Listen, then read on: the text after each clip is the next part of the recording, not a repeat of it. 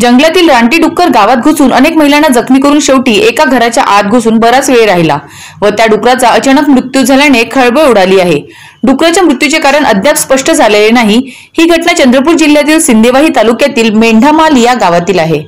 ते लोक बोंबलले तर मी पलंगा होतो तो माले वाटला नाही का डुकर नव्हे म्हणून नाही का आम्ही पलंगाच राहिली ना मग नाही का तो माले मी पलंगा होतो ना मग तेव्हा घरामध्ये शिरला ना तर तेव्हा माले तो दिसला तर मी तशीच निघालो। माझी आईला आवाज मारला आई हे डुकर आला आहे तो जात आहे घरामध्ये अशी म्हणलं ना मग माझी आई नाही का तांदूळ मांडत होती तर तिला आपटलं डुकरनं पिकं जाऊन उभा राहिला।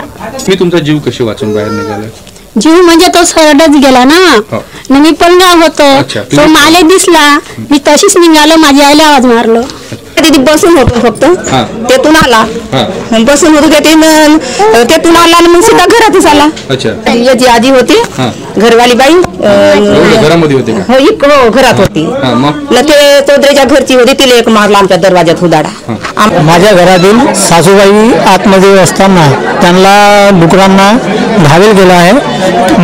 दरवाजावर असताना एक मुलगी त्यांना जखमी झालेली आहे। गोष्ट जवळपास 6:15च्या सुमारास घडली आहे। जंगलामधून गावामध्ये प्रवेश केला आहे रानटी डुकर आणि जवळपास आमच्या गावातील 4 महिला जखमी झालेल्या आहेत। घटनातच बसून होत्या त्या महिला डुकर पाहताच त्यांनी त्या उभ्या झाल्या आणि अंदर 2 यांची पत्नी आणि सासू होत्या त्यांना पण जखमी केल्या आणि अंगणात बसून होत्या त्यांना पण जखमी केलं। जवळपास एखादी महिना होता आमच्या गावामध्ये डुकरं शिरून राहिले आहेत परंतु फॉरेस्टवाले काहीच करू शकत नाही आहेत। तरी पण हे घराघरामध्ये घुसून राहिले आहेत डुकरं तरी पण आपल्या गावाकडे कोणीच लक्ष देत नाही आहेत।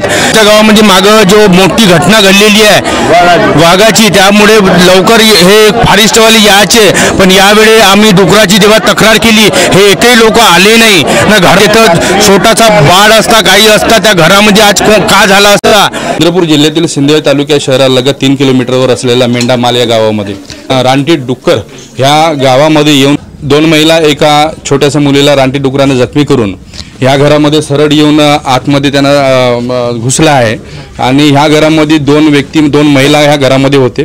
एक स्वयंपाक करण्याच्या तयारीमध्ये एक म्हातारी होती आणि एक जे होते ते ह्या पलंगावरती होते। तर त्याच्यामुळे ते पलंगावरती त्यांनी काही हल्ला न करता सरळ तो आतमध्ये जाऊन जे स्वयंपाक करणार आहे त्या म्हाताऱ्यावरती हल्ला करून तिला जखमी केलेला आहे। त्या जखमी महिलेला येथील ग्रामीण रुग्णालयामध्ये भरती करण्यात आलं आहे। दुर्दैवाची गोष्ट अशी आहे की त्या रानटी डुकराचा ह्या घरामध्ये येऊन मृत्यू झाला आहे। शवविच्छेदनानंतरच आपल्याला समजेल की रानटी डुकराचा मृत्यूचे नेमकं कारण काय आहे। मिथुन मेश्राम, महाराष्ट्र TV 24 न्यूज, चंद्रपूर।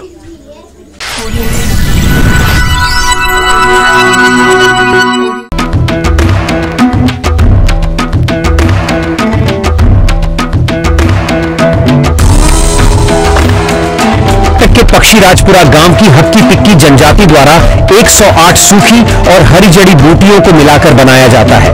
ये आदिवासी लोग सालों से इस तेल का इस्तेमाल करते आ रहे हैं, इसलिए आज तक इन्हें बालों से जुड़ी कोई भी समस्या नहीं हुई है। इस तेल से बालों का झड़ना, गंजापन, बालों का कमजोर होना जैसी दर्जनों समस्याएं चुटकियों में ठीक हो जाती हैं। इतना ही नहीं, ये तेल बालों को घना करता है, नए बाल उगाने और बालों को लंबा करने में भी मदद करता है। अभी तक लाखों लोग इस तेल का इस्तेमाल करके अपने बालों की दिक्कतों को दूर कर चुके हैं। इस तेल को ऑर्डर करने के लिए आप स्क्रीन पर दिख रहे नंबर पर कॉल कर सकते हैं।